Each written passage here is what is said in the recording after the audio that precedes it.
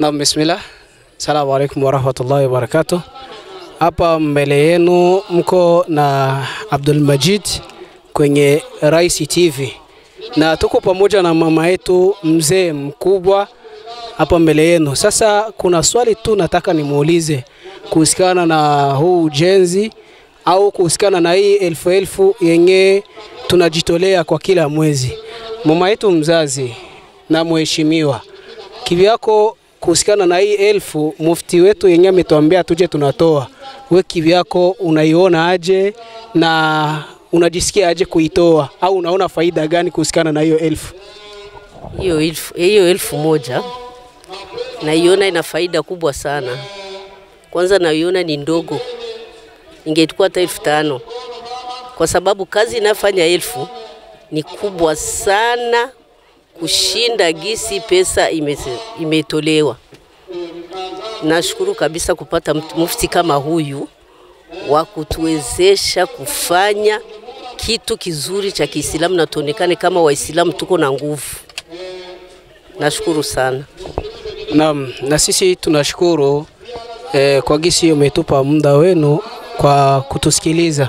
Alafu unawahusia wengine kiaje ili na wenyewe waje kuchangia mchango wa kusaidizana kuhusiana na huu ujenzi? Na wahusia wa mama wote na wakina baba waje kabisa kwa nguvu, kwa wingi, na watoe hiyo pesa kwa wingi na wazidishe. Wasisemi tu mufti kasema tutoe 1000 na watoe 1000. Wa 1000, wa 10,000, wa laki, wa laki 2 watoe kwa ajili ya kazi, kwa sababu kazi inaenda vizuri. Naam, tunashukuru sana.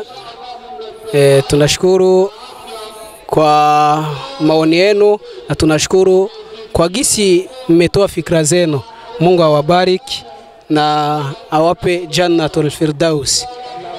Wenye mko natutizama, hii ni Rais TV Burundi, na kila wakati au kila siku ya samedi tunakuaga hapa kwenye kusaidizana kuhusiana na huu ujenzi.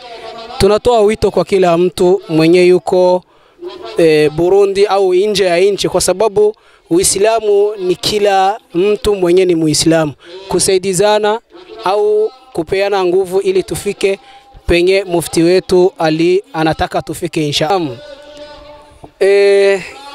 Kiufupi tulikuwa pamoja na nani? Zainabu Hussein Fataki. Naam. Umetokea wapi? Mimi naishi Nyabugete.